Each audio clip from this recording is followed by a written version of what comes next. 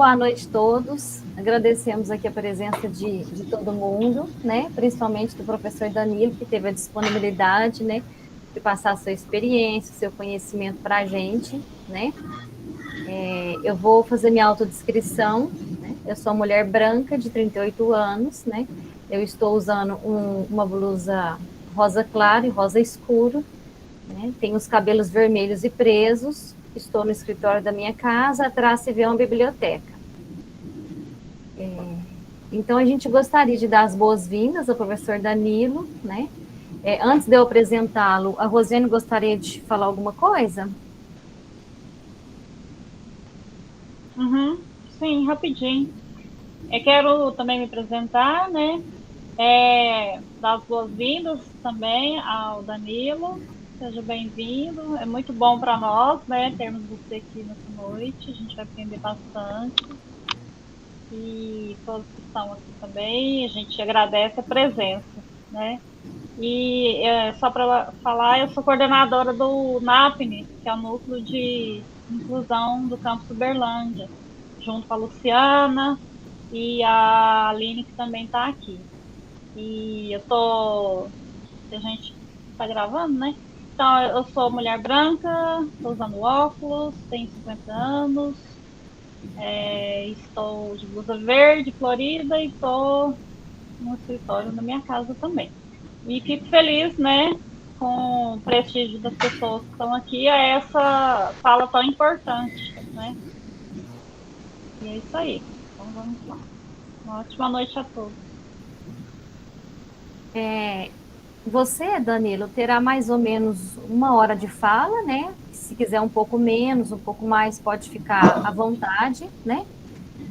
No final, a gente abre um pouquinho para as perguntas, né? O pessoal, se quiser fazer as perguntas. Era só um Travou. minutinho. Que gravar. Tá, tô esperando. Se você quiser começar de novo, Luciana, essa fala sua. Tá. Tá. Você, Danilo, terá mais ou menos uma hora de fala, né? Se quiser utilizar menos, né? Não tem problema. Utilizar mais também um pouquinho, não tem problema, né? No final a gente costuma, né, conversar um pouco, esclarecer as dúvidas, né, das pessoas. Né? Esse aqui é o nosso último encontro, né, do ano. O NAPNE, a partir de agosto, a gente veio propondo, né, uma palestra por mês, né? Trouxemos outros professores também que falaram das suas experiências, né, principalmente sobre inclusão, né? E aí no finalzinho a gente faz esse fechamento, tudo bem? Eu vou apresentá-lo agora. O Danilo, ele é pedagogo e desenhista em grafite. Ele é fanático por automobilismo e aviões e gosta de viajar. Ele é casado e pai de duas maravilhosas filhas, Ana Maria e Esther. Maravilhosa é por conta dele, mas as meninas são bonitas mesmo por minha conta. Já atuou como estagiário na Escola Meduca, exercitando seus conhecimentos de pedagogo e instrutor de Libras. Faz vários cursos de Libras para a comunidade e profissionais. Participou de 2001 até 2007 de um grupo de pesquisas de Libras no ensino superior e lançamos o livro intitulado Língua de Sinais Brasileiras no Contexto de Ensino Superior, Termos Técnicos Científicos, em 2005. Ele foi convidado várias vezes para avaliar na banca de Libras no processo seletivo. Atualmente trabalha na Prefeitura Municipal de Uberlândia como instrutor de Libras, ministrando na rede escolar municipal, o AE. Desde 2009 até agora, ele trabalha na Meduca, colaborando no AED Libras e no AE em Libras, na educação infantil, ensino fundamental e ensino médio. Desde 2019 até agora, na Unifucamp, Centro Universitário Mário Palmério, atuando como professor de Libras no curso de Pedagogia, Letras e Ciências Biológicas. Então, seja muito bem-vindo, Danilo. A gente tem as intérpretes, mas se você quiser também utilizar da fala, pode ficar à vontade e abrir seu microfone.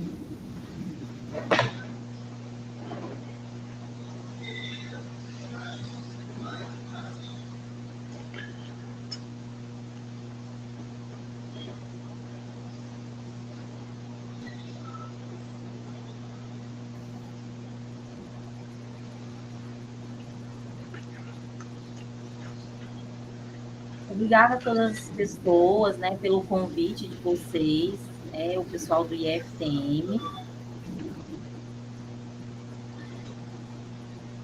Eu agradeço a oportunidade, né, de trazer conhecimento para vocês, né? Não, esse conhecimento não fica só para mim, não é só meu, só seu, né? A gente precisa compartilhar esse conhecimento, né? Porque o trabalho é um trabalho muito sério, né? De muita responsabilidade, né? A gente precisa ter consciência. A educação não é fácil. Então, a gente precisa, né, se ajudar e compartilhar esse conhecimento. O aprendizado nunca está pronto, né? A gente precisa estar sempre aprendendo, buscando conhecimento. Então, eu agradeço a Luciana, os intérpretes, muito obrigada.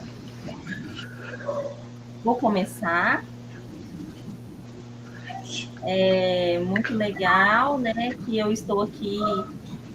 Vocês têm uma biblioteca, né? A maioria falou que tem uma biblioteca atrás. Eu também estou na minha casa, mas na garagem, vocês acreditam? Porque dentro da minha casa é muito apertado, tem muito barulho, né? As crianças brincando, acaba atrapalhando. E aí eu organizei uma mesa, né? E aí eu tenho uma mesa mais alta, daí eu coloquei o notebook e o carro está atrás, né? E aí eu peguei uma luz, organizei, e aí é bem, né, tá bem quietinho. Eu estou com uma blusa azul, escrito Libras, porque eu sou apaixonada por essa língua. Eu sou uma pessoa surda, sou professor de Libras, igual a Luciana já explicou, né, a minha formação, meu trabalho. E agora eu vou fazer, eu vou clicar para abrir a minha apresentação, para iniciar a minha apresentação.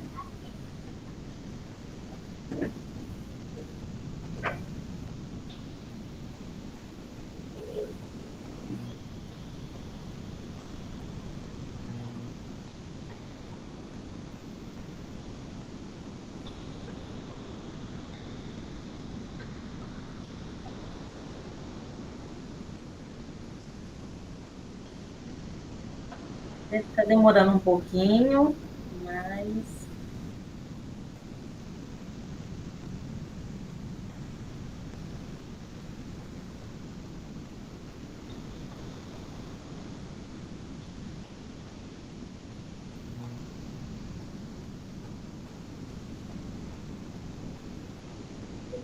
Tá aparecendo, pessoal, para vocês?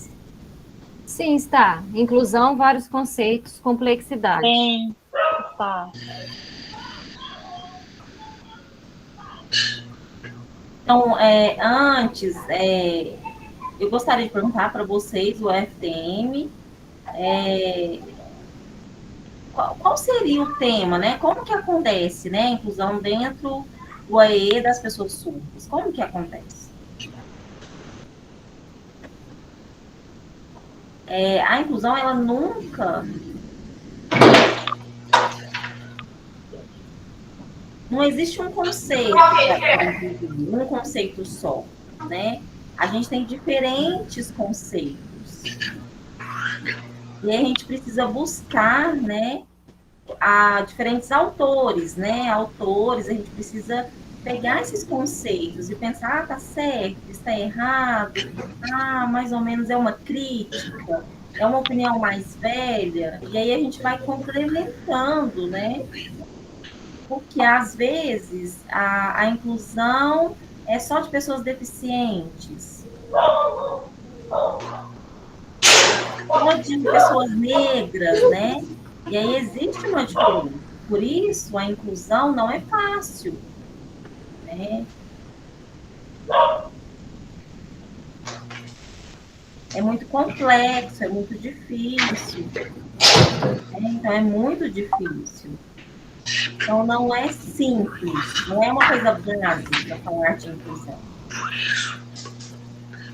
Por isso é importante buscar, né, livros, pesquisar em livros, para que a gente possa entender de maneira correta o que é a inclusão. Não dá certa, A gente não consegue, a gente precisa comparar, né? Ter ali um autor que a gente admira, e aí a gente vai juntando para que depois você, né, vocês do IFTM, vocês consigam pensar no que é inclusão, né? E mostrar a inclusão de maneira, dentro do trabalho, de uma maneira correta. Na minha opinião, é importante explicar o quê? O que significa inclusão? Qual é o significado? Por exemplo, de etnias, né? As etnias humanas, não somos pessoas só brancas, né?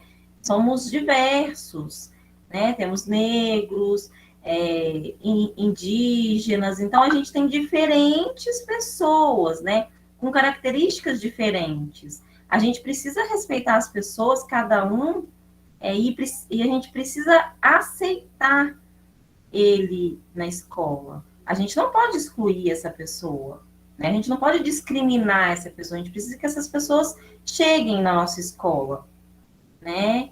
Por exemplo, uma pessoa indígena toda pintada, ela não vai poder entrar na escola? Sim, ela pode, sim, ela deve entrar. A gente precisa aceitar, né?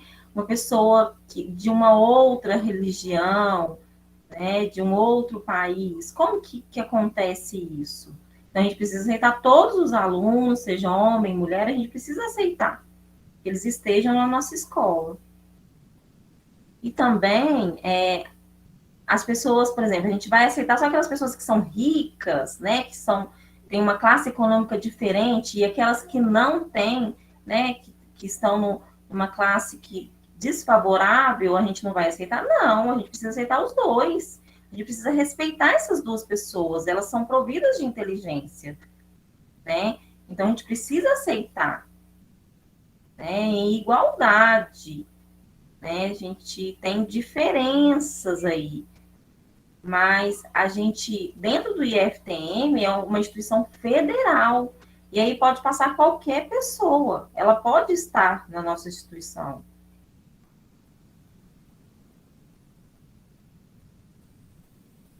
Então, a gente, é muita responsabilidade, a gente não tem condições de criticar, a gente precisa ter paciência, né? Que é um lugar que as pessoas estão misturadas, né? E aí todas essas pessoas estão junto no mesmo lugar. E aí eu vejo uma criança, por exemplo, que vai comemorar um aniversário. E aí tem outras crianças que não fazem, né, aniversário. E aí a gente precisa respeitar o perfil, né? Tem pessoas que gostam do carnaval e tem outras que não querem, né?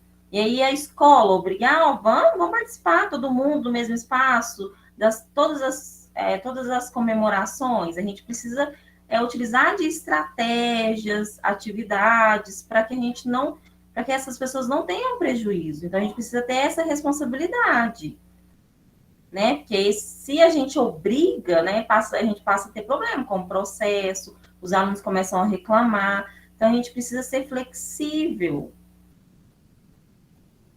né? A gente precisa ter flexibilidade, utilizando de estratégias diferentes.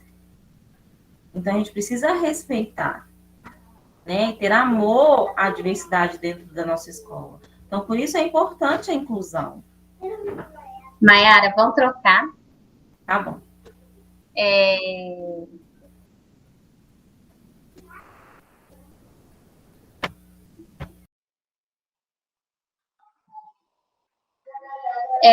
Pensando antigamente, né, a questões do homem, da mulher também, né, o homem às vezes matava a mulher, agora são tempos diferentes, são tempos que existe um respeito, uma identidade, e as pessoas têm que respeitar essas identidades.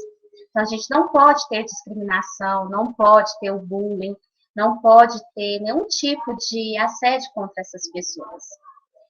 O que a gente tem que pensar é aceitar essas pessoas ingressarem na escola e trabalhar o processo de inclusão nas escolas. Assim, pensa, a gente pensa que todas as famílias são iguais. Não, as famílias também têm suas características, suas diferenças, seus conceitos, tanto religiosos, tem questões, tem famílias de classes sociais diferentes, então tem famílias ricas como famílias pobres, temos pais, mães, vós que fazem partes, tem padrasto, tem madrasta, tem a mãe. Então, hoje o contexto familiar também é diferente. E isso está dentro da escola. Esses tipos de família, esse tipo de contexto também participa dentro da escola. Os pais são divorciados, a mãe precisa, informa a escola, vai lá pegar a criança na escola, falta essa informação. Então, a pessoa vai ali, pega essa criança, sai, vai embora, a mãe depois vai reclamar e vira aquela confusão, aquela divergência. Isso é um problema que tem, que pode acontecer dentro da escola. Então, a escola precisa ter paciência, a família ter paciência, e é importante a família conscientizar e avisar a escola sobre esses fatos. O processo de inclusão é muito importante. Por exemplo, o pai dá papel que tem remédio, uma receita para o aluno, que o aluno usa medicação, né? E ele precisa de uma medicação de uso contínuo. Por exemplo, ele tem alguma doença, meningite, alguma coisa, e ele precisa fazer o uso dessa medicação. Então, o pai também tem que conversar, tem que aceitar essa questão do uso contínuo da medicação, porque isso também é uma responsabilidade, isso é uma questão muito séria. E a escola também tem que estar ciente que a criança faz o uso dessa medicação, porque qualquer problema que a criança tem, ela precisa ligar e informar a família sobre isso. Então, isso é importante, a questão de saúde, o uso da medicação. A inclusão é aceitar o surdo, ver que ele está ingressando na escola, o surdo usuário da língua de sinais. Então, tem surdos de diferentes jeitos. Tem surdos que são usuários só da língua de sinais, tem surdos que são oralizados, que fazem a leitura labial. Então, você tem que falar. Por exemplo, estou falando com os movimentos, mas não estou soltando a minha voz. Então, pode fazer isso. É um tipo de aceitar o surdo oralizado dentro da escola. Ele não usa a língua de sinais, mas a gente tem que respeitar. A gente não tem que obrigá-lo a aceitar, é direito dele. É direito dele, da família dele é isso. Então, temos surdos que não sabem a língua de sinais. E ele é oralizado. E é difícil esse processo. E ele vai ingressar na escola. Então, temos que trabalhar mais, tentar ajudar, estimular a aprender a língua de sinais. E com o tempo ele vai melhorando, vai amadurecendo essas questões e se construindo enquanto pessoa. E isso também traz essa questão da diversidade. Tem o surdo que é implantado, também precisamos respeitar. O surdo que faz o uso de aparelho, também precisamos respeitar. Então, a questão do deficiente, né, do deficiente físico, cadeirante, tem muitas pessoas que estão nesse contexto. Tem pessoas que têm essas deficiências, que têm os braços amputados, pernas amputadas. Então, tem diversos tipos de deficiência. E essas pessoas também precisam de recursos. Ela precisa de recursos de acessibilidade, de vários recursos de adaptações, de acesso, acessibilidade para elas. Por exemplo, rampas. Elas precisam. A escola, às vezes, não tem acessibilidade para elas. Aí a pessoa vai reclamar, inclusão, como que faz? Tem acessibilidade, mas isso é uma lei. A pessoa tem que procurar pelos conceitos de lei dela e fazer a inclusão acontecer dentro da escola.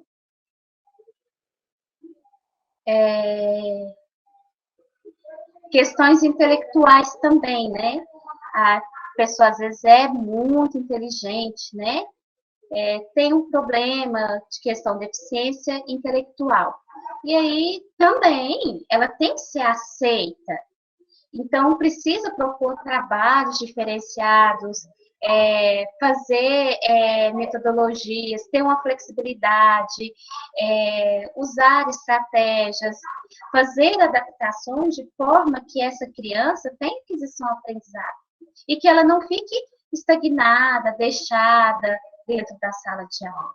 Não, então, propor materiais adaptados, modificados, questões de palavras, imagens, trazer referências e vai aos poucos ir construindo com essas pessoas, porque o objetivo é que essa pessoa também aprenda. Ela vai ter as condições. E isso, por exemplo, é o objetivo. Vou fazer, eu, professor, então vou fazer como objetivo que eu proponha condições para ela, porque o meu objetivo é que ela tenha condições. Olhar ela com um olhar, não inferiorizando a ela, mas olhar ela com um olhar positivo, dando a ela capacidade pela deficiência dela cognitiva. Então, ela precisa de um profissional que aprenda antes, que tenha, por exemplo, condições.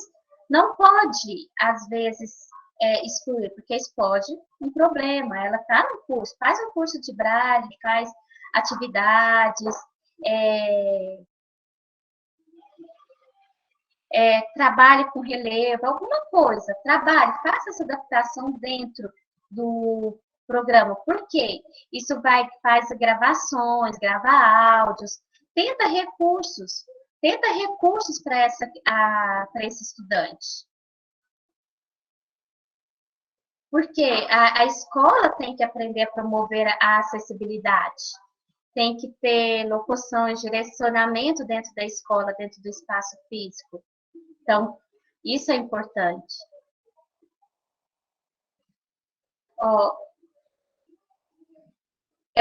Por exemplo, como que assim que a maioria, né, vai aumentando e está rápido o aumento, o ingresso desses alunos dentro da escola, e a escola tem que aceitá-los.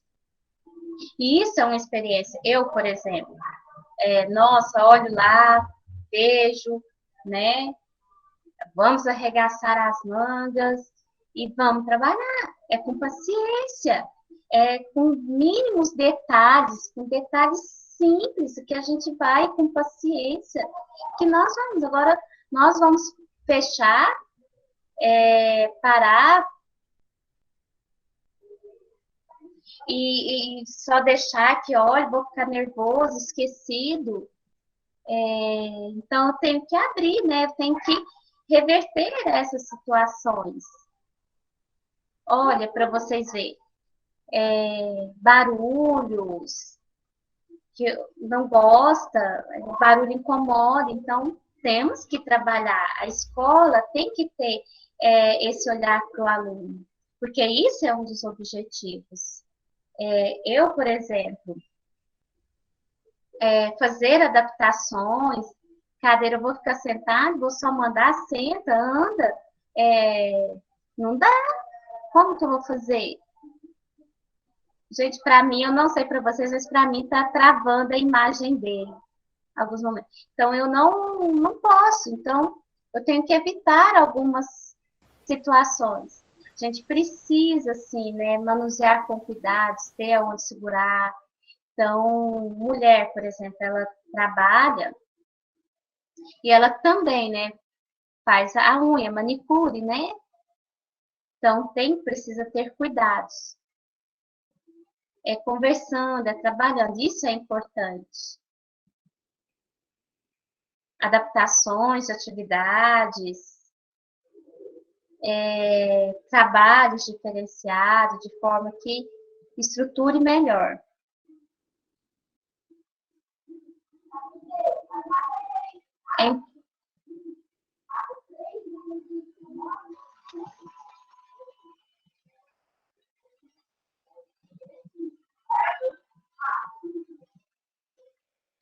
Integração. A integração é diferente o contexto de inclusão. Por exemplo, a minha experiência que está aqui, nunca a escola especial, nunca fui para a escola especial. Eu também nunca Para mim tá travando. Eu fui para a escola, interagia normalmente dentro da escola com os ouvintes. Isso é integração. Eu aprendia, estudava dentro de um contexto em que o professor não sabia língua de sinais, não tinha intérprete, não tinha EE, isso era bem antigamente. Não tinha apoio, não tinha reforço, não tinha nada. Então, isso significa o quê? Integração. É um tipo de integração. Inclusão, a gente já vai pensar num profissional de AEE, um psicopedagogo, um apoio, um reforço, trabalhar essas questões dentro da escola relacionadas à inclusão. Porque precisa de mais profissionais dentro da escola para atuar com a inclusão. Então, ter uma lista, critérios ali de alguém que trabalhe esse contexto de inclusão para a pessoa com deficiência, para todas as deficiências das pessoas que estão ali. Entendeu a diferença do conceito de integração com o conceito de inclusão, a diferença de cada um deles? Precisa de profissionais e alguns. O que a gente não pode é deixar a pessoa lá. Eu, por exemplo, trabalhava, me esforçava, escrevia, aprendia, trabalhava com oralidade e fui crescendo dentro desse contexto. Agora, na inclusão, o contexto é diferente. A gente precisa que os profissionais se capacitem, se formem, que se preparem, que aprenda, que vá se desenvolvendo na língua de sinais, na questão das atividades, para que a criança consiga realizar e desenvolver. E na integração, antigamente, era diferente. Hoje, a gente trabalha mais na perspectiva da inclusão.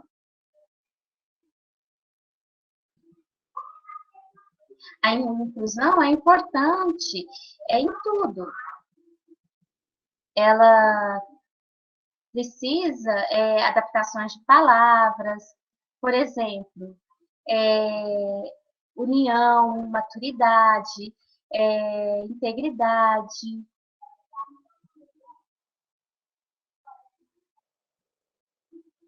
Respeito, coragem, alegria, parceria, transposição, que isso é muito importante, de um se pôr no lugar do outro, né? Essa diversidade, né, que a gente trabalha muito, é o amor que está ali, é o respeito, é ter paz, ter paciência, é um autocontrole mesmo, que isso é muito bom.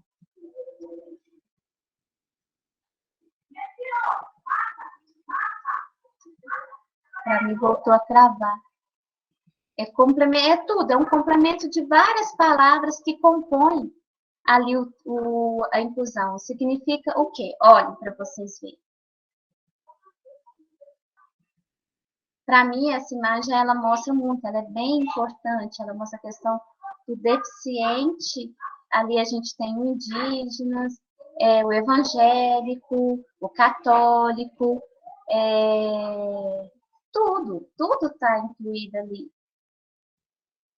Então, vocês podem ver que o quê? Isso se complementam, e isso é importante.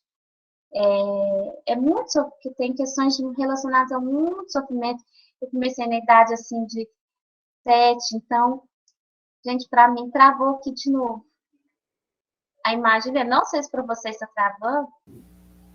Eleni, vou voltar aqui. Você vai, Mayara, porque para mim está travando a imagem dele.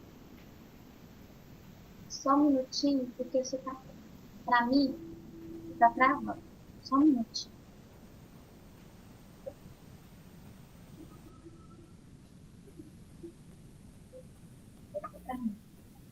Pra mim. Os outros, tá? Eu vou sair, aí eu volto, porque às vezes pode ser meu computador.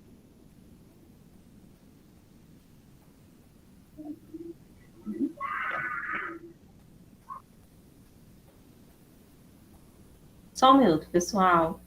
E aí as pessoas que tentam suicídio, porque eles não se aceitam como é, né? E aí A sorte é o quê? Que antes, o pensamento, a gente precisa fazer a reflexão de quem somos nós, né? E aí a gente passa a conversar. E quando eu entrei na faculdade,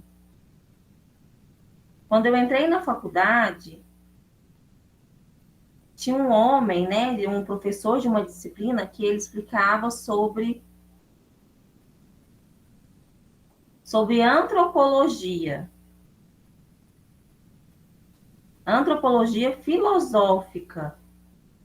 E aí ele colocou no quadro, quem somos nós?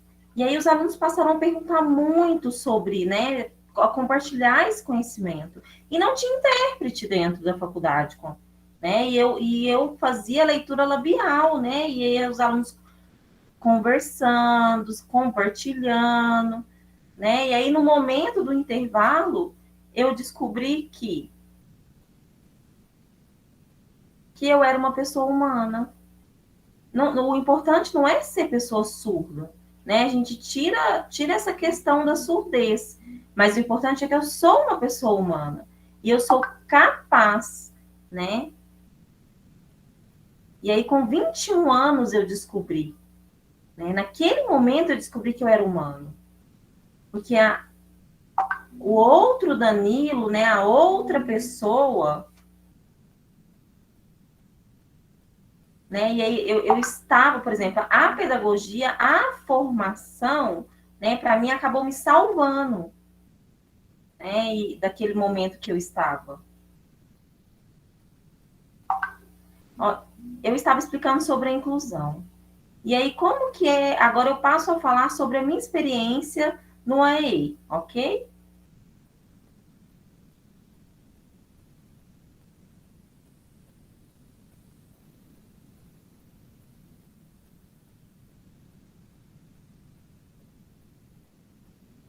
Como que eu trabalho no AEI com uma pessoa surda?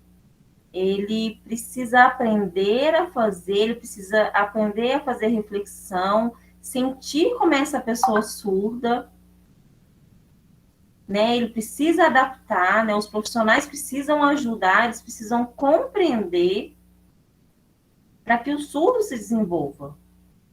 Pode ser um atendimento coletivo, pode ser um atendimento individual. Vocês precisam pensar na metodologia que vocês se sintam melhor para que vocês possam ajudar, né, apoiar essa pessoa surda e fazer com que ele se desenvolva. Temos uma foto, né, da escola, uma foto antiga da escola. E a mulher loira é minha esposa, né, e ela trabalha, ela atua nessa escola. Como que foi o primeiro momento desse trabalho, o início desse trabalho? O que significa AE em Libras? Né? Dar o conhecimento não é ensinar Libras, não é estar livre para fazer o A, o B, o C, ensinar o alfabeto manual, o sinal de namorar, o sinal de trabalhar, não é isso, não é esse momento. E isso essa parte acontece em outro momento, né? Nesse momento a gente vai explicar a gramática, né, o ponto de articulação, o movimento, a expressão. Agora, nesse momento, AE em Libras, precisa que o conteúdo, né, o conhecimento ali que é ensinado dentro de sala de aula de ensino regular, aconteça em Libras. Vou mostrar um exemplo.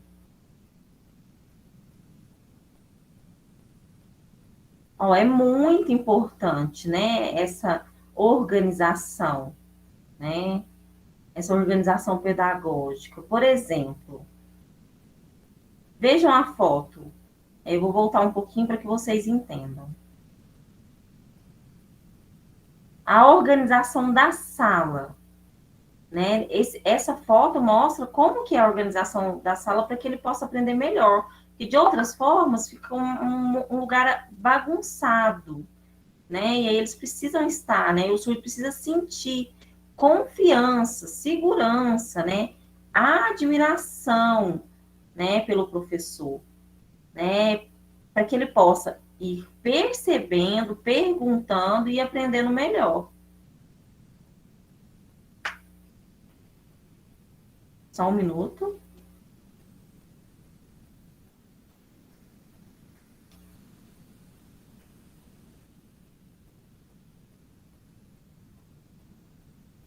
Um exemplo, o planejamento. Vocês lembram do planejamento? Um exemplo, o professor, né, de biologia, professor regente de biologia, né, ele está ali ensinando para todas as crianças de forma normal, né, sobre a célula, explicando sobre as células. Nesse momento, tinha um tradutor intérprete de Libras, mas a aula, de uma forma normal, ela se torna rápida.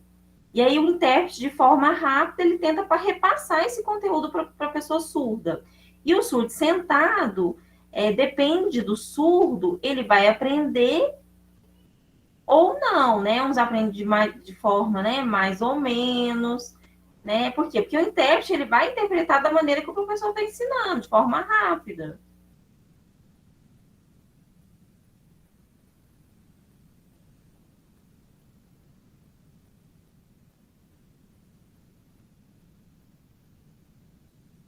Desculpa, pessoal. O AE, né, ele coloca, né, os surdos, né, um de frente para o outro, com o professor de AE e o professor regente, e aí pergunta, né, para a pessoa surda como que está acontecendo essa aula. Como é que está acontecendo o conhecimento? Né? E aí o professor de AE, ele passa, né, a organizar o seu trabalho, né, com calma, tentando criar atividades em Libras para que ele possa ensinar o conteúdo.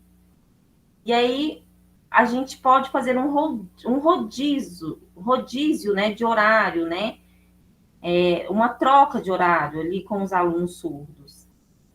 E aí o professor não vai explicar todo o conteúdo em Libras, né, com calma. Então, aquele conteúdo que foi passado sobre células na aula do professor de biologia, ele vai ser repassado dentro da sala de AE em Libras, né? E aí o surdo vai entender com mais facilidade, vai achar que aquele conteúdo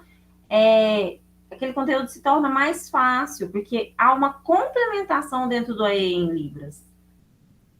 E aí o surdo tem facilidade de entender a aula, né? E aí evita o prejuízo, né? Porque naquele momento da sala de aula com o professor regente é muito rápido o conteúdo que é repassado para a pessoa surda. E ele precisa de um maior tempo. Então, a organização do AE é só no AE? Não. Né? Em outros momentos, em outros lugares, a gente precisa organizar nossa aula pensando no aluno surdo. A gente não pode fazer uma aula de forma bruta. Isso não pode acontecer.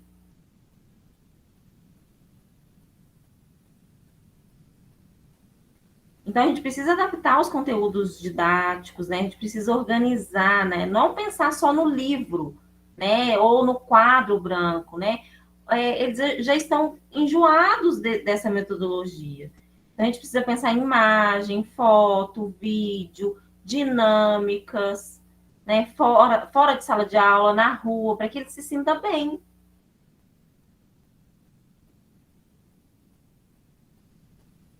E também complementar essa aula, né? A explicação dessa aula. Né? A gente fazer uma apresentação de uma aula, né? Um diálogo, uma aula experimental, uma aula de forma diferente. Não só de uma forma, né? Mas de formas diferentes.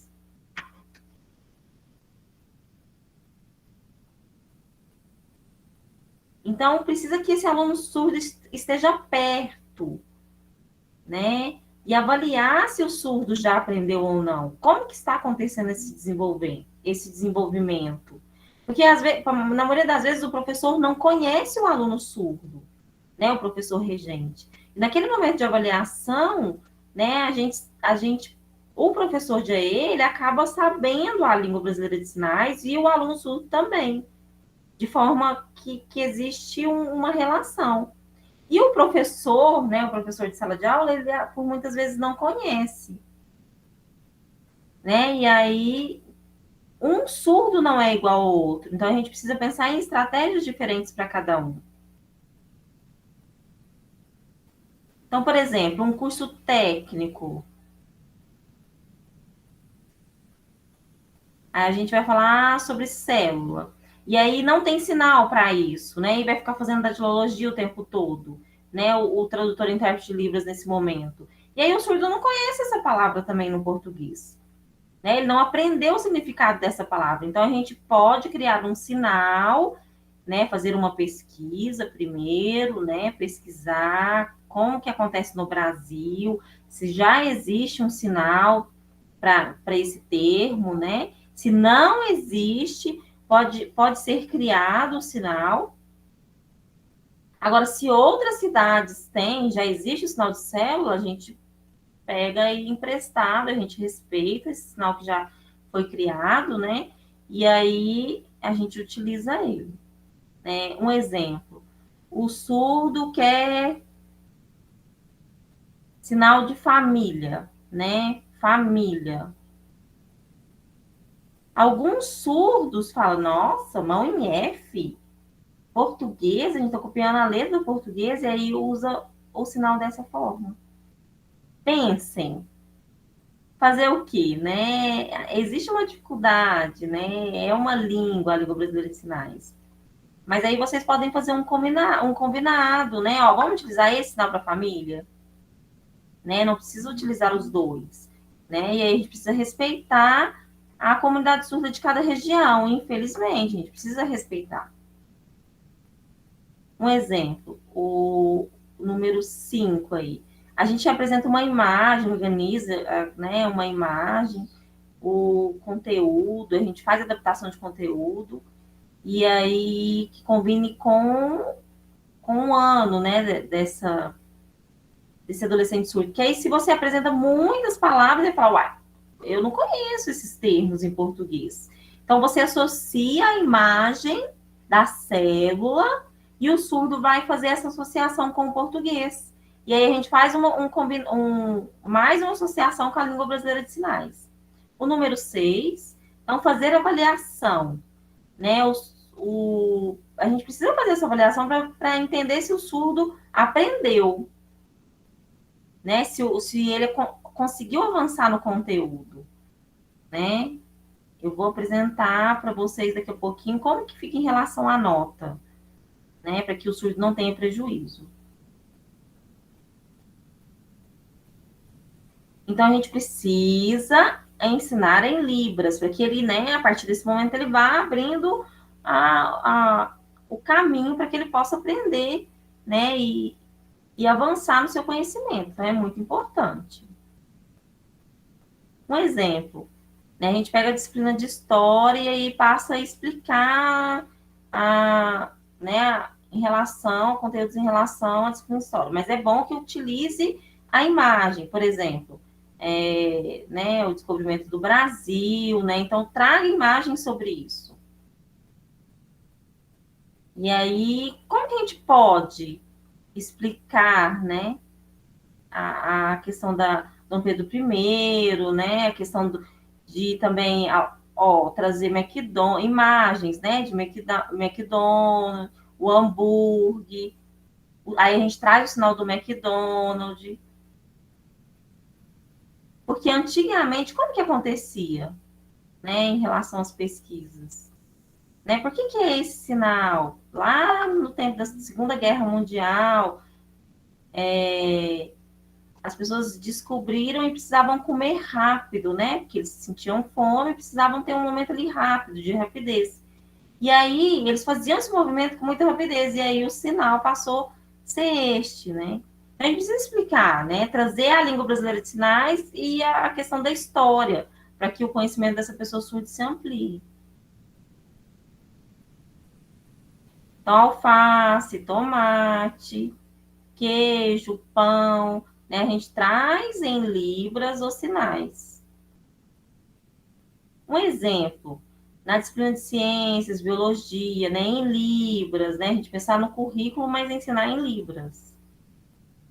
A gente tem, né, alguns sinais, né, dentro da disciplina de ciências e biologia que já foram disseminados aí, né? A gente copia e cola e vai disseminando esses sinais, né? E aí eles já foram divulgados aí. Então, os surdos passam a perguntar, porque eles não conhecem os sinais de tudo. E aí eu passei a criar, comecei a pensar nesses sinais que eles não sabiam. Então, o sinal de proliferar, né?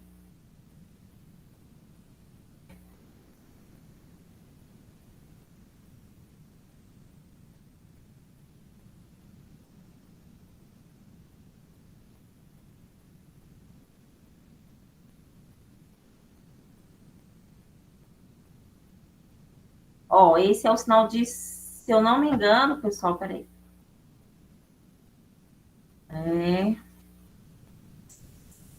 Senidária, né? Este é o sinal.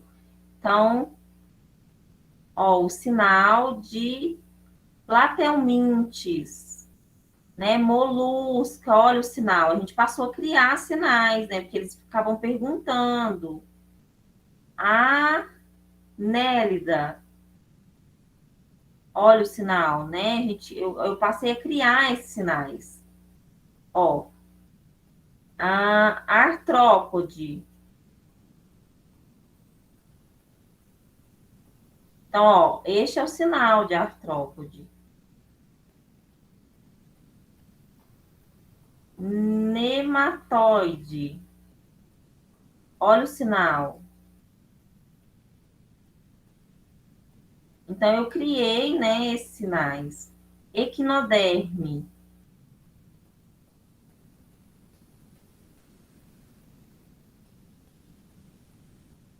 E cordata.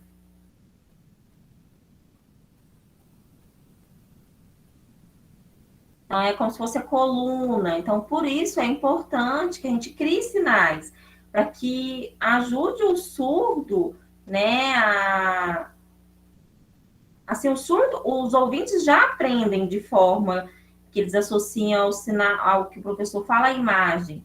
E o surdo precisa aprender também com associação à língua brasileira de sinais, para que ele possa se desenvolver e aprender a disciplina de ciências.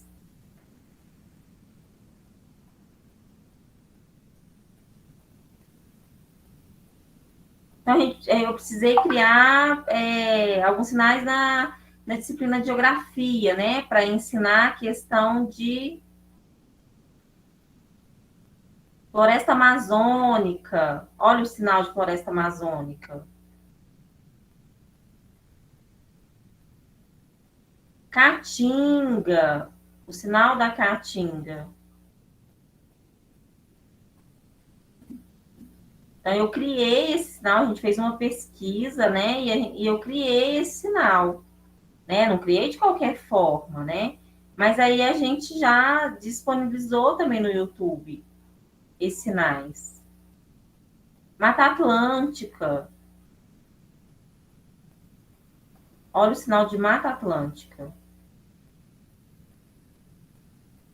Então, é bom, né, para os surdos aprender. Mata de araucária.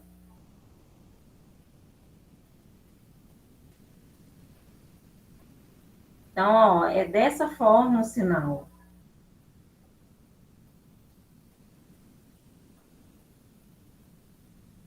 Ó, esse é o sinal de araucária.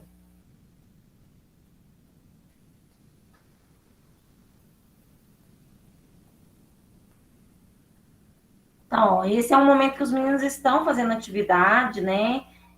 São todos crianças e eles precisam aprender, né?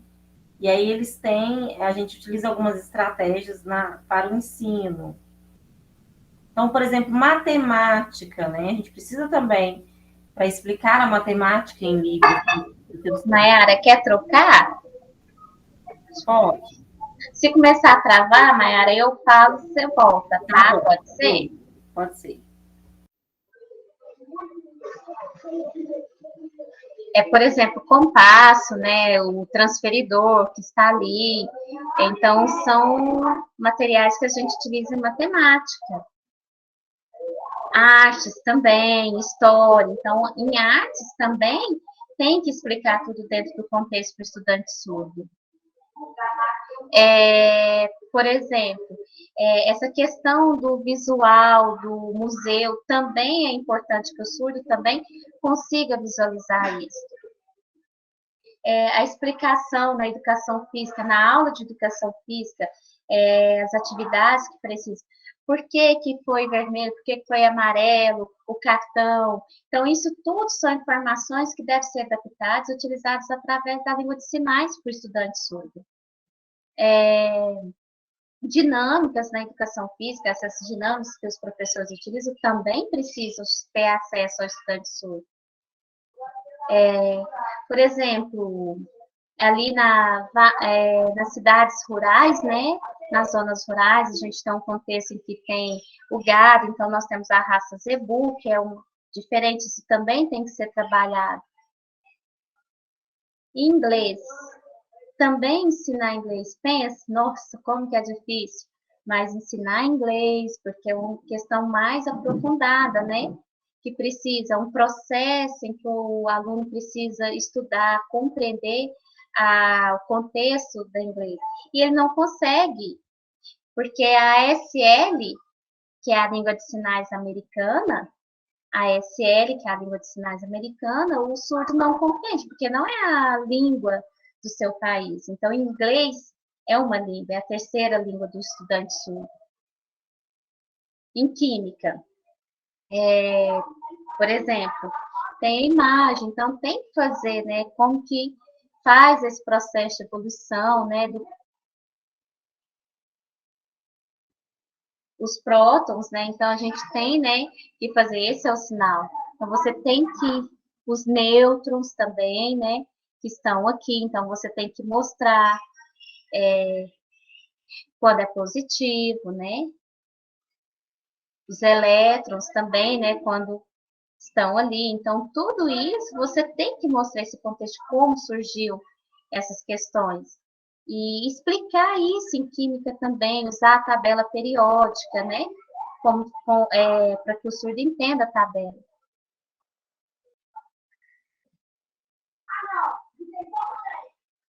Desculpem.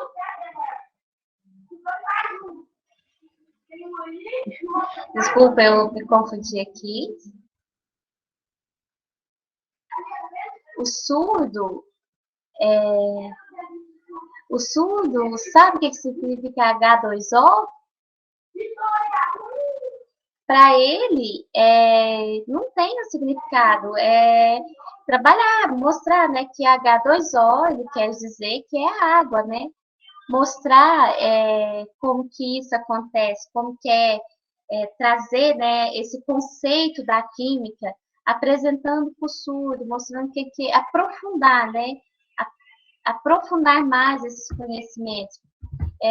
Isso é água, e ele vai adquirindo, que é a sigla H2O, porque no Enem ele vai precisar conhecer esses termos para conseguir, porque eles vão usar a terminologia H2E. E o Enem é um tipo de vestibular que ele está ali, né? E para o Enem isso é importante, porque eles utilizam essas siglas.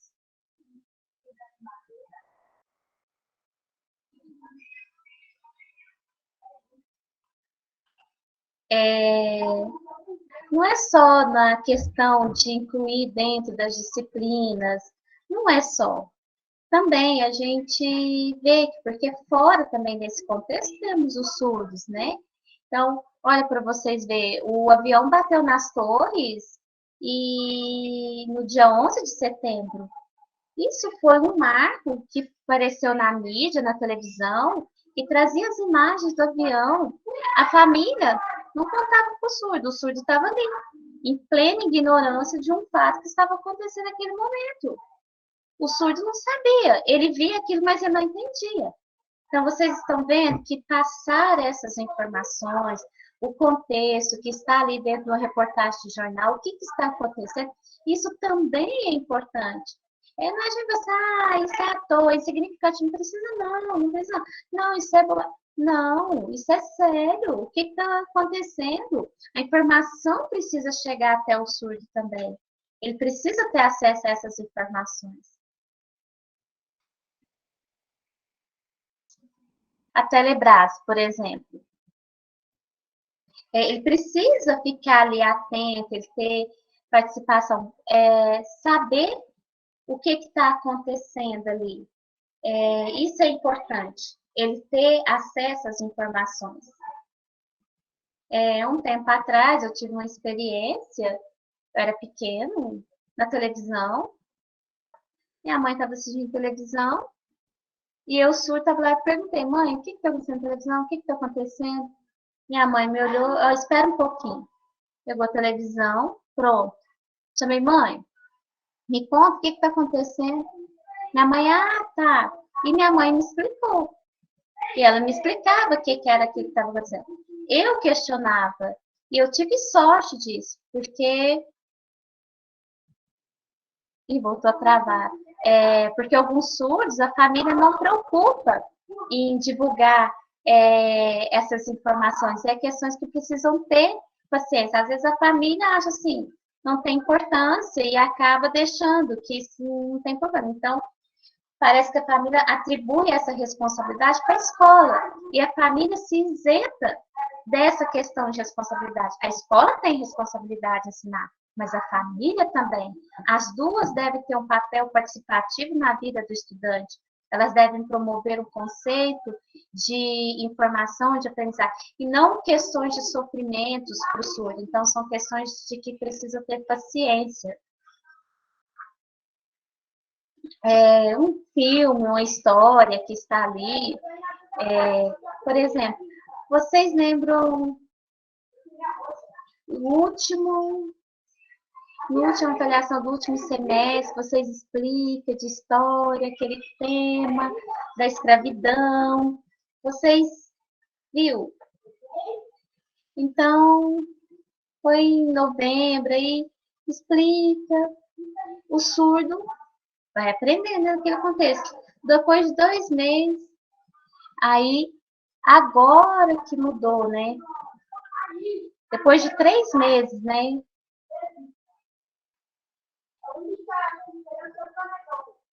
Aí faz um desenho. Não acredito. Que conseguiu entender tudo de história sobre a escravidão, o que aconteceu na Terra. Olha o desenho, que teve a questão da navegação, que chegou, que veio, e esse desenho, e vai fazendo uma ampliação, e esse trabalho vai mostrando, vai introduzindo, vai fazendo, né? Da questão da cana também, que pegaram, fugiram, foram para longe.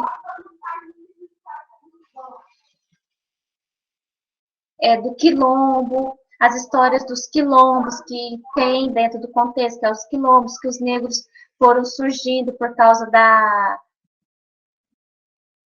Aí trouxe questões da cultura... Ixi, gente, para mim voltou a travar, peraí. Então, esses são fatos, né, que a gente vê que aconteceu há anos atrás. Esse sinal. Que sinal é esse? O surdo precisa compreender.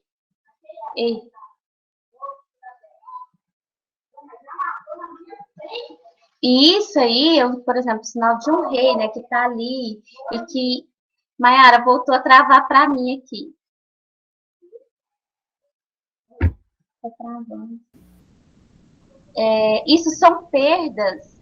Por isso que a gente tem que se preocupar com essas perdas que o surdo sofre no decorrer do tempo.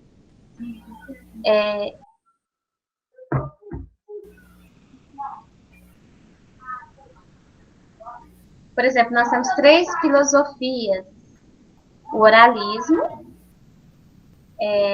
a comunicação total e temos o bilinguismo. São as 3 filosofias educacionais, que são importantes nessa metodologia que, ao longo do caminho da história da educação de surdo, o bilinguismo veio trazendo melhores condições de inclusão para os estudantes surdos na escola. E, por exemplo, o estudante surdo, ele faz ali a prova e o ouvinte, aí vai, o surdo faz a prova, tira 5, porque a prova está em língua portuguesa. O intérprete precisa estar ali, então, o surdo às vezes não tem um intérprete, então a nota dele é inferior, é 5. Por quê? Agora, se a gente pega a nota e tem um apoio do professor GE, e esse professor sabe Libras, a nota do surdo ele vai conseguir atingir 10. Opa, 10? Sim. A nota, porque ele vai ter acesso a essa comunicação, o professor vai ter fluência em língua de sinais, e ele vai conseguir fazer essa junção de notas e fazer uma nota, faz avaliação e depois faz uma média das somatória das duas provas, 10 mais 5, e divide. E vê, e ali a gente faz, através dessa média, porque a gente tem que pensar que a língua portuguesa é a segunda língua do surdo. Então, saber avaliá-lo nas duas línguas.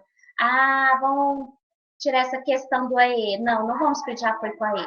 Ele vai ter que ter a nota somente dos ouvintes. É impossível, gente. É difícil para o surdo. São questões de sofrimento para ele. Vocês têm que pensar sobre isso. Gostaria de agradecer a todos. Muito obrigada a todos vocês.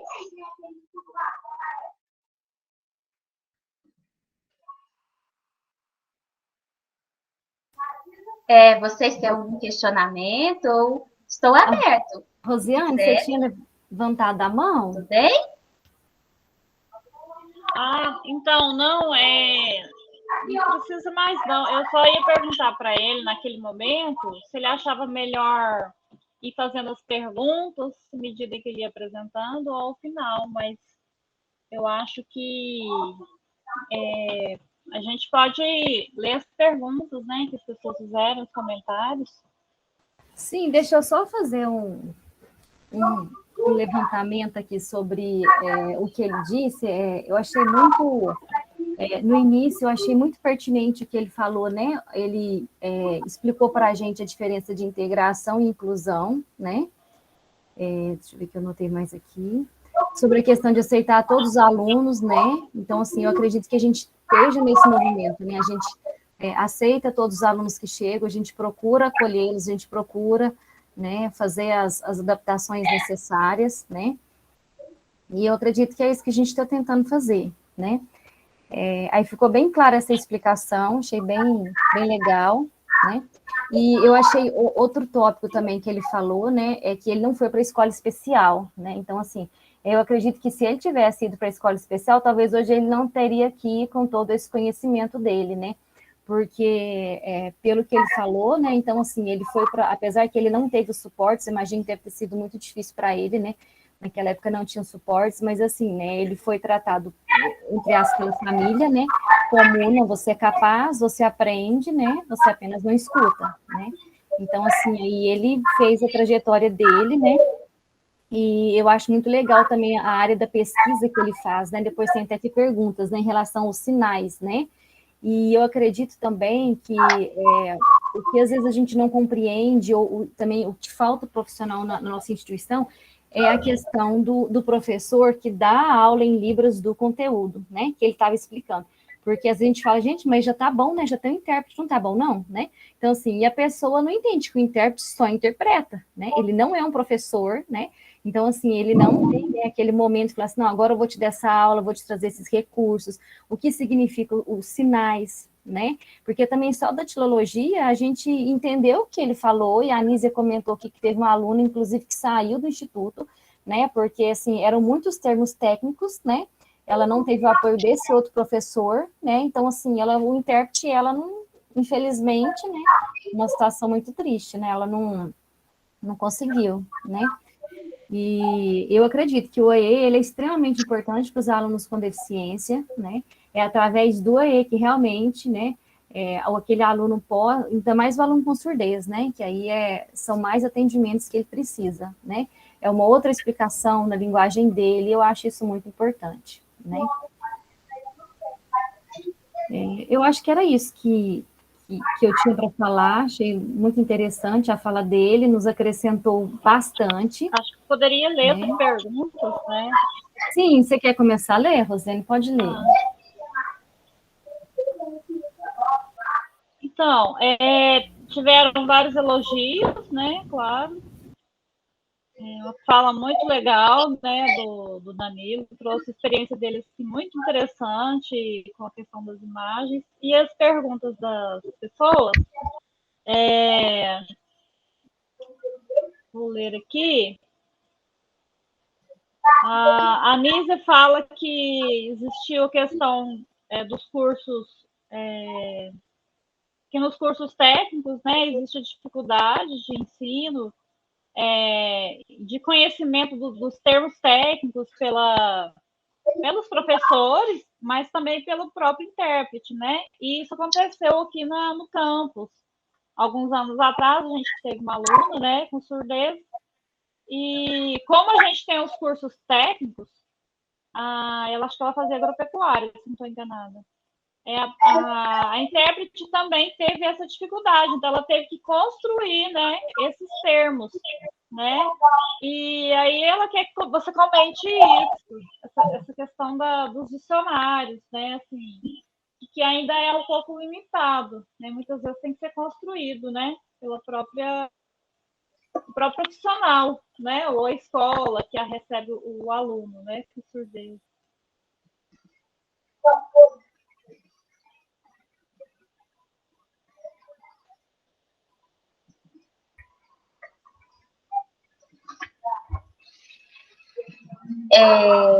Por exemplo, essa questão assim, sobre o aluno que você falou que saiu do IFPM, devido às dificuldades que ele teve, então, como no futuro, né, o surto vai ingressar no IF, porque com o tempo ele tem que pensar, né, em condições melhores para ele. Por exemplo, igual você falou, agropecuária, né? O professor usa termos técnicos específicos, então ele tem que explicar. O intérprete, ele sabe o quê? Ele tem conhecimentos e fluências na língua de sinais. A língua portuguesa também ele vai ter conhecimento, mas o conteúdo específico da agropecuária ele não tem. O papel do intérprete é fazer o elo de comunicação entre o surdo e o professor. Então, é esse que é o papel do intérprete. Ele tem a metodologia, a questão de atividade, da língua de sinais, fazer as adaptações, as construções de interpretação, esse é o papel do intérprete. Mas são questões separadas, são questões bem distintas.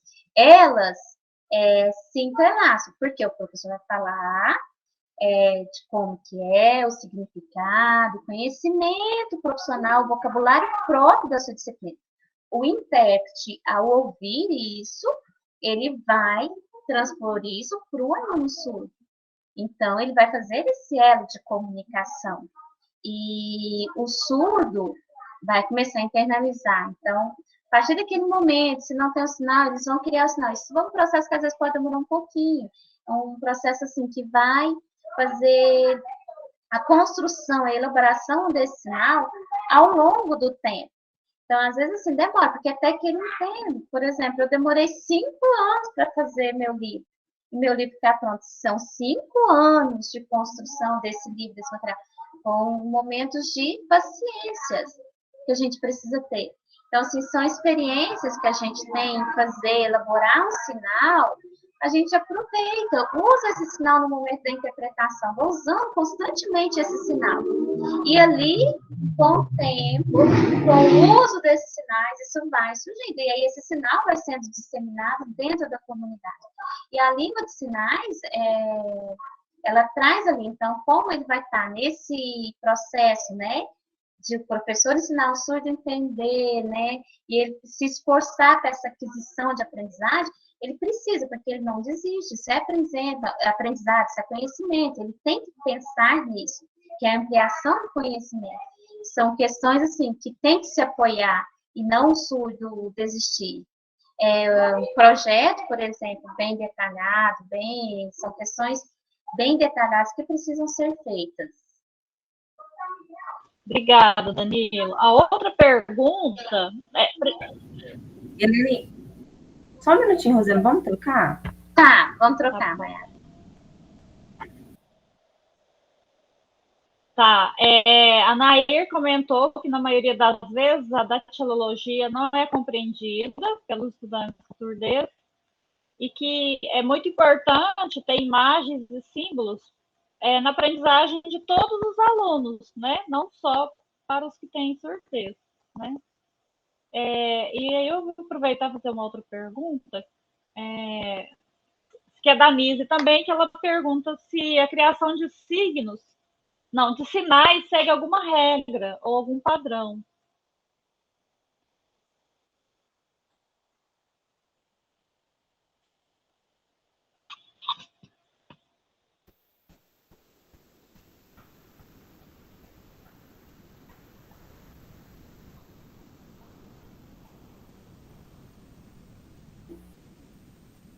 Então, é uma coisa detalhada. Por exemplo, como começar?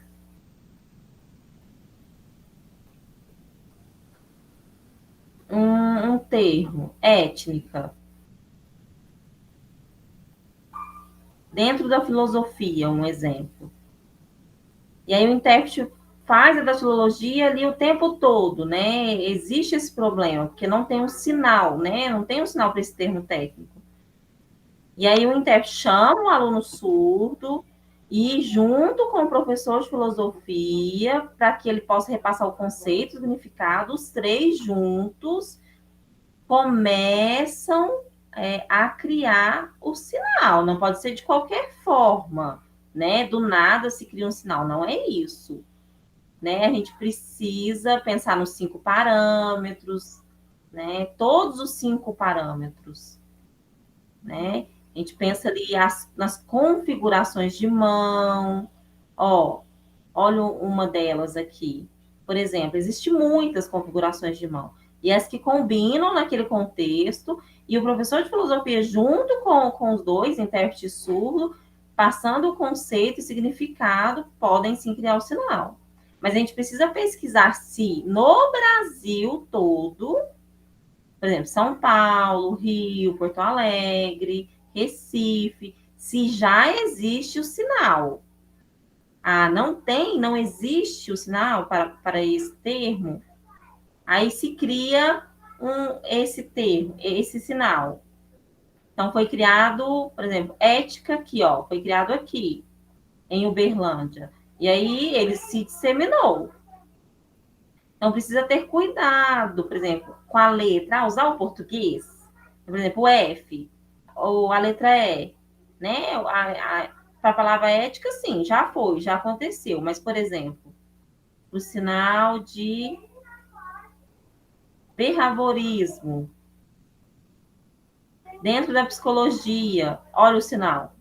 Não tem o B, não tem a letra B, né? A configuração de mão em B. Não tem. É diferente. Então, aí, porque explica os conceitos, são 3 conceitos: o homem, o animal, né, o objeto. E aí, dentro desses 3 conceitos, se ensina, né, se mostra. Então, existem 3 conceitos aí, entenderam? Então, a gente precisa combinar, né, junto com profissionais da área, tradutores e intérpretes de Libras, o instrutor, professor de Libras, né, na área da linguística também. E aí, após uma pesquisa, né, a gente pode convidar também esse aluno surdo. Precisa ter uma equipe forte, né? Não é uma pessoa que se cria um grupo de sinais, a gente precisa de uma equipe forte, né, para que a gente possa criar vários sinais aí.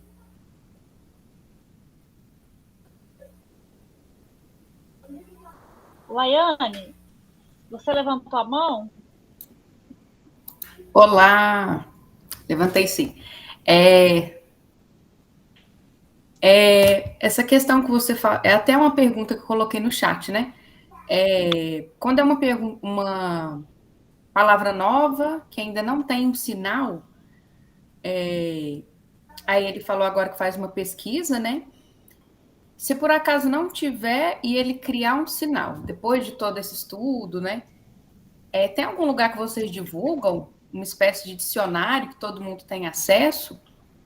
E segunda pergunta, quando ele cria algum gesto novo, tem muita burocracia para esse gesto ser aceito como universal para todo mundo utilizar?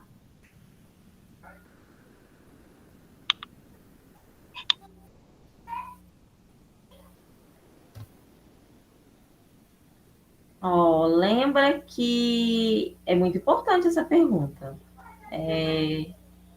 Eu lembro do sinal de sistema, da palavra sistema. Na época não tinha o sinal, né? E a gente utiliza muito essa palavra, né? A gente utiliza. Então, a gente tem vários, né, sistemas, né? Tem vários significados. E aí fez-se uma pesquisa e não tinha, né? Não tinha o sinal para sistema. E a gente estudou e aí a gente criou o sinal. O sinal de sistema.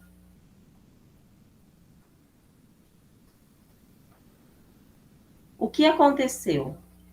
Eu criei o sinal, né? Eu vi que não tinha e eu criei esse sinal. Em Porto Alegre, e aí era um segredo, parece que eles seguraram esse sinal e aí pesquisaram, viram que não tinha, e aí criou esse sinal. Aí vocês falaram, não, o sinal tá errado, já existe um sinal. Eu falei, uai, mas eu vi que não tinha. Não, já tem, ó, já tem esse sinal. Aí houve uma confusão, existiu um problema aí. Olha o sinal de sistema que já tinha sido criado. E olha o sinal que foi criado aqui. E aí tiveram várias brigas, mas aí depois melhorou um pouco, assim. Infelizmente acontece problemas, mas depois passa. Olha, esse sinal parece que combina com a área da computação.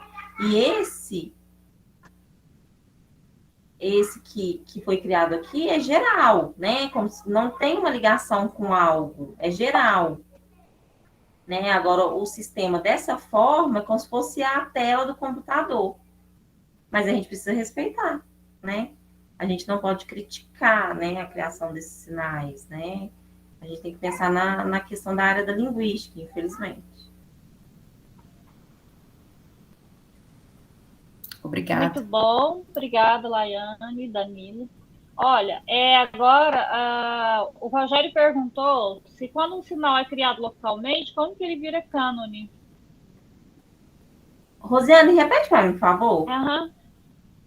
Quando um sinal é criado localmente, como que ele vira cânone?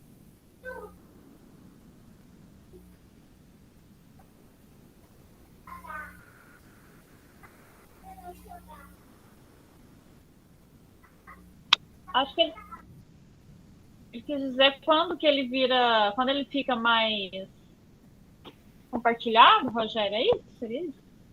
Você quer explicar melhor? Oficial. Ah, tá.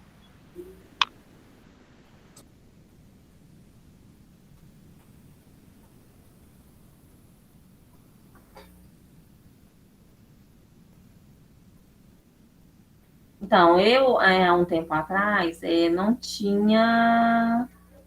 era o início da internet, né? A gente não tinha utilização de YouTube, né? A gente catalogava esses sinais em livros, né? E os tradutores e intérpretes de Libras, os professores, disseminavam isso, né? No ambiente acadêmico, né? Hoje, nesse momento agora, com a tecnologia, é muito rápido, né? Em 2021 é muito rápido, né? É muito fácil para que isso se dissemine, né? No YouTube, né? E aí a gente faz uma divulgação, tem algum site, a gente cria um site para fazer essa divulgação, e aí coloca esses sinais lá e aí eles são disseminados, né? A gente cria aplicativos também, colocam esses sinais de aplicativo e eles são disseminados de forma rápida. Mas existe um registro oficial, tipo Academia de Libras, sei lá.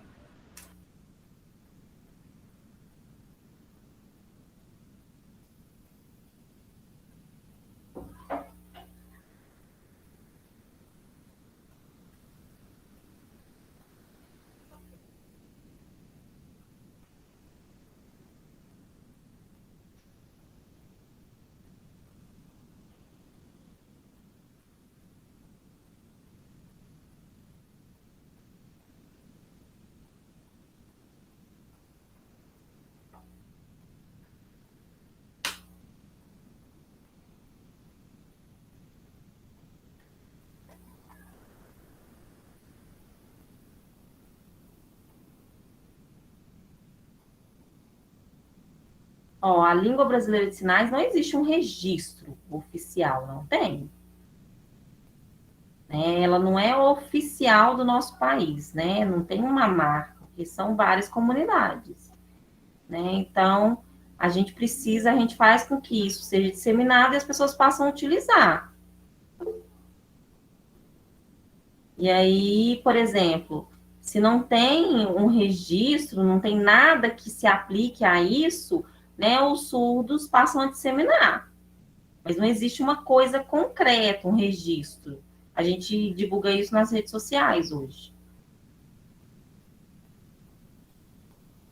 Assim, eu não sei se eu posso comentar, mas, Rogério, não existe mesmo, assim, não tem nada, dentro da Libras não tem nada igual, por exemplo, quando a gente cria uma empresa e que a gente coloca o nome da gente ali, no nome ali, aí fica um registro, uma marca. Não tem. A Libras a gente dissemina nas redes sociais, livros, né? Hoje, porque tem muitos surdos que estão, né, na academia, na faculdade, na universidade, isso começou a ficar mais acadêmico, né? Uma coisa mais séria. Porque... Antigamente era mais a comunidade surda mesmo. Uhum. Não tinha um estudo profundo. Hoje tem um estudo, a gente segue regra, entendeu? Tem os 5 parâmetros que a gente precisa seguir, mas antigamente não tinha, era uma coisa própria da comunidade surda, não tinha, né? Então a gente tem uma portuguesa, que a gente segue, né? Então... Em língua portuguesa a gente costuma utilizar muito como parâmetro a literatura, né? Então, a literatura começa a servir de parâmetro para a gramática. Aí eu queria saber se em Libras tem isso, mas como você explicou, como o Danilo explicou, não tem. Né? Não tem. Libras não tem, a gente não segue um livro.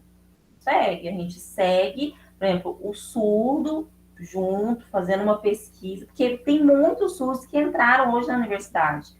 Então, agora está começando, de verdade, ser uma língua, né, que tem regras, que antigamente não tinha nada que falasse que era uma língua. Hoje tem, hoje é uma língua. Né? Então, por exemplo, os surdos começaram a entrar na universidade, eles passaram a fazer pesquisa, né? E aí começou a ter status de língua, né? E aí eles estão hoje na universidade, fazendo mestrado, doutorado, e eles passaram a estudar realmente a língua. Luciana, para poder complementar, eu imagino que seja o seguinte, porque o que acontece? Libras também, como português, nós temos nossas falas, nossas gírias, nossos costumes regionais, né? Aqui, nós somos muito diferente do sul, né? Que só é muito diferente do norte, né? Então, assim, se a gente sair daqui e for conversar, né, com quem mora lá no norte, então, assim, lá eles têm comidas diferentes, hábitos diferentes, costumes diferentes, né? Então, assim, então eu imagino que seja isso, que realmente tem essas questões que são gerais, né? E eu acredito também que a língua, ela sempre, eu acredito que ela vai mudando de acordo também, né? Então, da mesma forma que a língua portuguesa, a gente passa por adaptações, a Libras também, né? E eles vão estudando, e vão pesquisando, e vão divulgando o resultado disso. É isso mesmo. Obrigada, pessoal. E também, ó, Ótimo. muitas pessoas pensam, por exemplo, que a língua portuguesa e a língua brasileira de sinais são iguais. Não, né? Não se podem confundir, né? A gente precisa respeitar as duas, né? Nenhuma é superior à outra, né? São iguais, né? A gente precisa respeitar. Mas dentro das duas línguas são diferentes, né? A modalidade é diferente, né? A gente tem uma língua que a língua portuguesa é uma língua falada e escrita, né? E a gente ouve essa língua. A língua brasileira de sinais a gente fala? Não. A gente escreve ela? Não. A gente escuta ela? Não. Né? Então, a modalidade é diferente, né? São diferentes. E a língua brasileira de sinais é uma língua visual, gestual e espacial, né? E aí a língua portuguesa não, é escrita, né? É falada, a gente escuta ela. Né? E as pessoas pensam que é igual, e não, né? O significado, o jeito de falar é diferente, mas a gente precisa respeitar, as duas têm que seguir unidas aí, né? E aí a gente tem que pensar no regionalismo, né? Na Bahia, em Minas Gerais. Por exemplo, a forma de falar é diferente, mas a forma escrita do português não é diferente, são iguais em todo o nosso país. Né? E aí, a Libras também a gente tem o regionalismo, e a gente respeita isso. É muito complexo. É uma língua muito complexa. Ótimo. Muito legal, muito gostoso esse debate aqui. Outra pergunta da Laiane é se tem algum canal de compartilhamento desses sinais, além do YouTube. E como que os sinais novos são difundidos com toda a comunidade?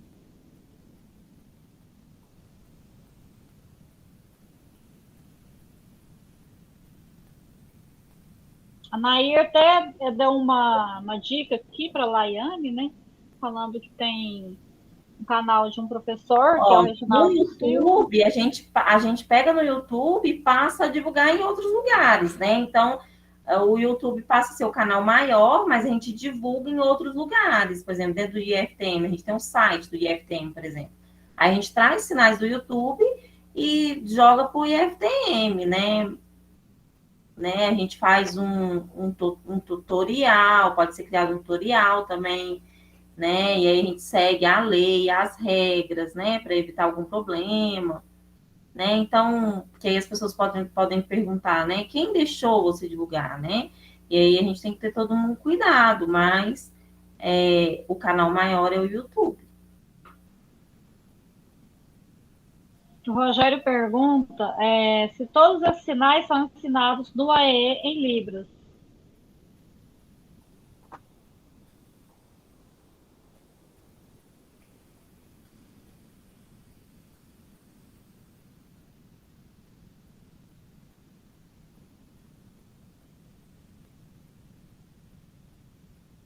Sim.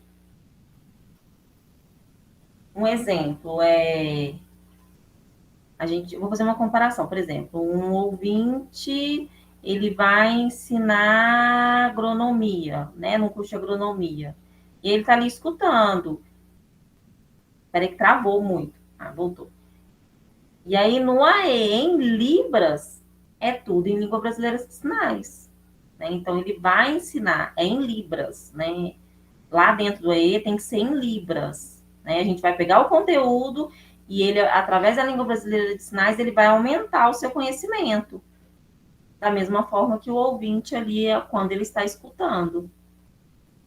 Então, vão seguir juntos aí no seu desenvolvimento. Então, o AE em Libras não é resumido o ensino. A gente ensina tudo em língua brasileira de sinais. Pode ensinar aí Libras de uma forma profunda, né? Da mesma forma que se está ensinando para o aluno surdo.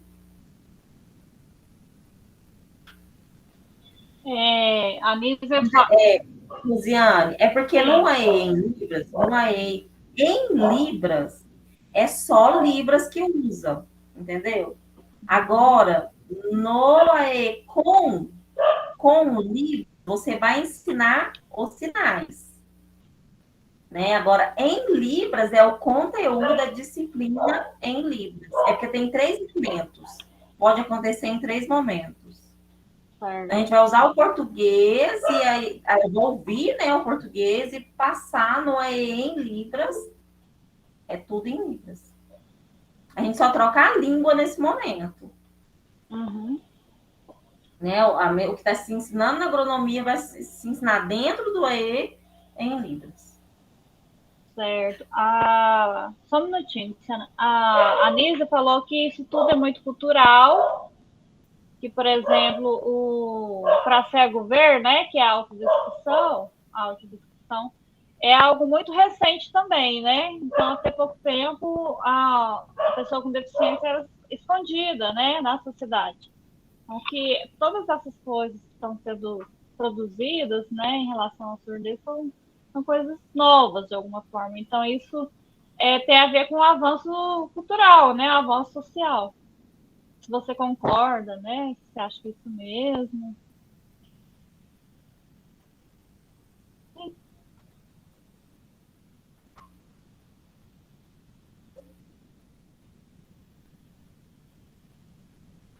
Sim, concordo, lógico, né? A gente sabe que é uma oportunidade que a gente tem de ensinar, né? Então, sim, é uma questão cultural e que só cresce aí. Uhum. Luciana, obrigada.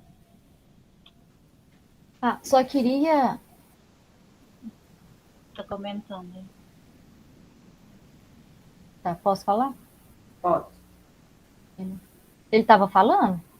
Não, ele só falou que se não tivesse audiodescrição, como é que seria? Entendi.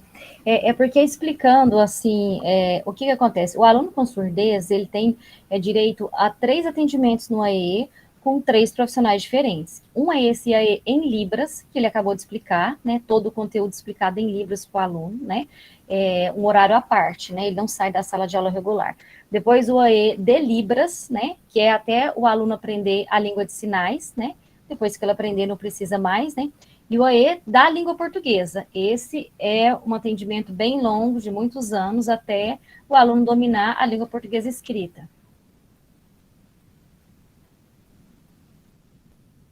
Sim, isso mesmo. Certinho. Certo. Então, é 3 momentos, né? 3 momentos pedagógicos dentro de uma escola inclusiva. Sim. A Carla, ela fala que para ela também é um sofrimento ver que o aluno surdo dela não compreende a aula dela, né? O que ela está ensinando.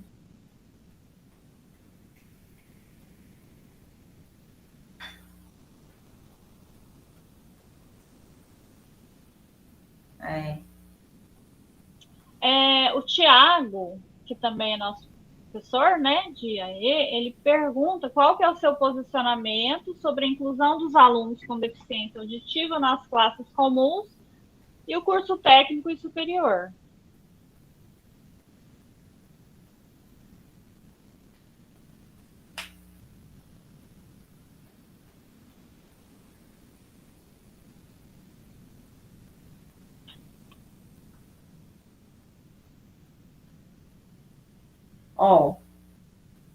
Eu não posso falar que é bom, mas se ele gosta, se ele quer, se ele precisa, né?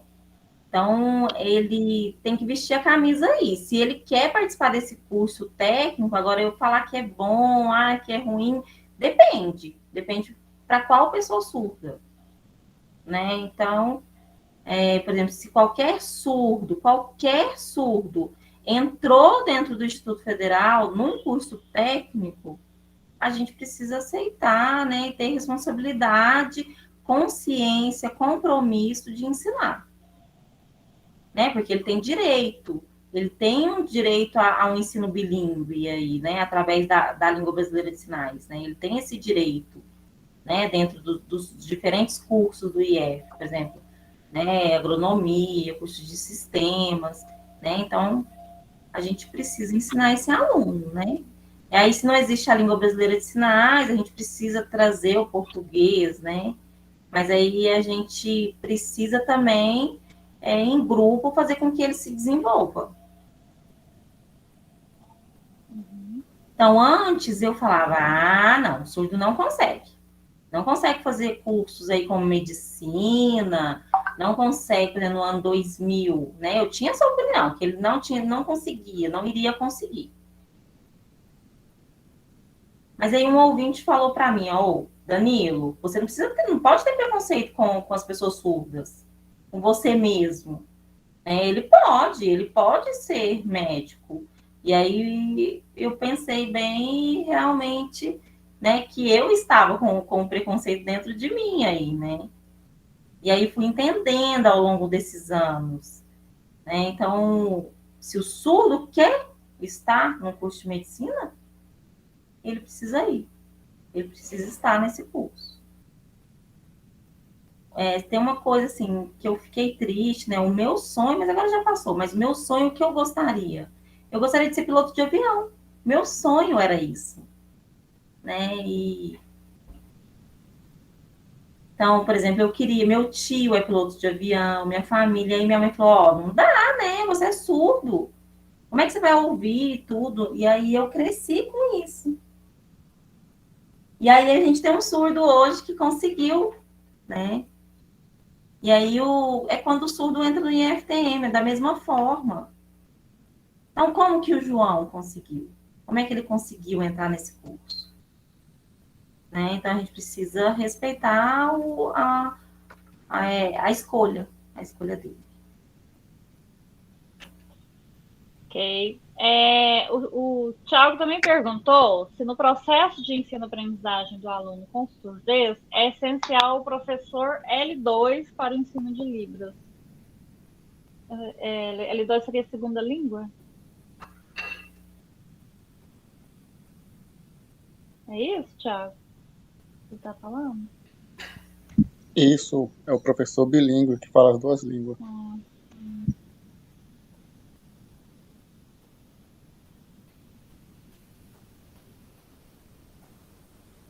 Sim. A comunicação aí acontece melhor. Para se comunicar melhor com o surdo, é muito importante que tenha esse professor. Uhum. A Sarita perguntou se tem alguma sugestão que funcione no ensino remoto, um AE adaptado para alunos com surdez. Mayara, vamos trocar. Quer que eu repita a pergunta? Não, acho que a Mayara já interpretou, Rosiane. Vou te responder. Bom, ensino remoto assim, é meio que limitado, né? Vamos, assim, é um fator dificultador a questão dessa limitação, né? Então, tem uma perda no aprendizado e também, né? A pessoa surda, por exemplo, é complicado. Questão do Meet, de câmeras, então, o uso de lives, então ele não tem um curso assim que ele vai conseguir captar muitas questões pelas lives, pelo esse momento pelo Meet. Então, o surdo sofreu muito prejuízo nessa questão do ensino remoto. Então, é um trabalho diferente, atividades diferentes, a língua de sinais. Então, como que vai fazer pelo Meet, por exemplo, o aluno que está ali, né? Ele falta e tanto faz, por exemplo, a família está ali, a família do surdo às vezes nem sabe essa questão da ausência também. Então, o ensino remoto foi uma questão que causou muito prejuízo. Na minha opinião, melhor seria o presencial. Por quê? Infelizmente, a gente sabe que teve que acontecer na forma remota. E não foi fácil essas adaptações. Ok, obrigada. A Nair, ela falou, deu como sugestão, né, o dicionário de configuração de mãos da UFRB, disponível para download.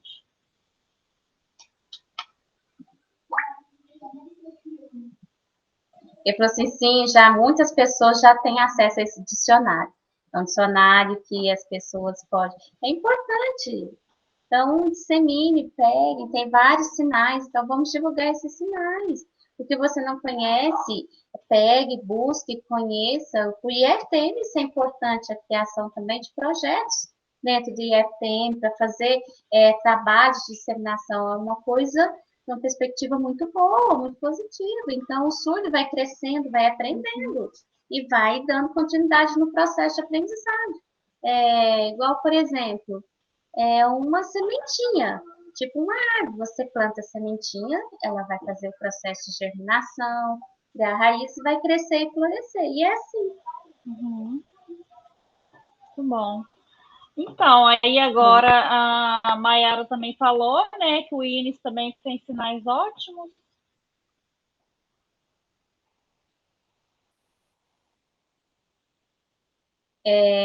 Lá no INES, no IFTM do INES, não, o INES. O INES, é o INES, Instituto Nacional. Sim, é uma primeira escola aqui no Brasil, em 1857 ela foi fundada, então ela, sim, tem projetos, trabalhos, ela tem gráfica, ela tem ensino médio lá dentro, então ela tem vários cursos superiores, então ela tem licenciatura, né, em pedagogia bilíngue, então ela tem várias, então eu nunca fui visitar, eu não conheço isso, tenho vontade de visitar e conhecer, acho que é muito importante o trabalho deles, os profissionais que estão lá dentro. Uhum.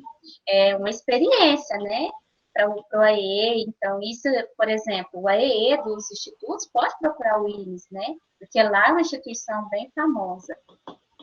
Uhum. Certo, pessoal. Mais alguma pergunta, comentário? A gente tem aqui muitos agradecimentos. Pode perguntar, pode perguntar. Muitas felicitações. Eu quero responder. Muitos parabéns. Vamos ficar até meia-noite. Tá certo. Danilo, a gente agradece muito pela sua paciência, pela sua fala, né, pelos ótimos conhecimentos compartilhados, né? Foi uma noite muito agradável, né, de trocas, né, de conhecimentos, de experiências, né? E também a gente quer agradecer, né, a Luciana, que organizou e oportunizou esse momento, e todos os colegas, todos os professores, servidores que estão aqui, a Eleni e a Mayara, né, que gentilmente participam aí como intérpretes de Libras.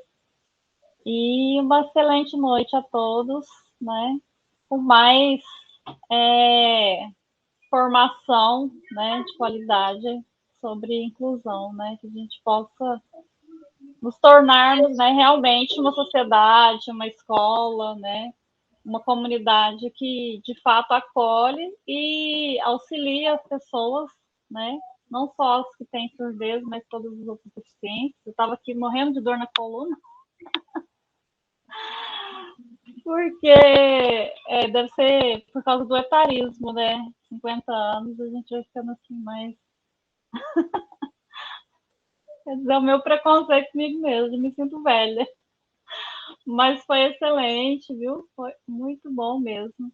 Só agradecer a vocês por estarem aqui, Danilo. E volte mais vezes, se a gente quer aprender mais. Aí até lá eu já vou ter aprendido Libras, te prometo. Que eu preciso, né? Beijos, gente. Tudo de bom.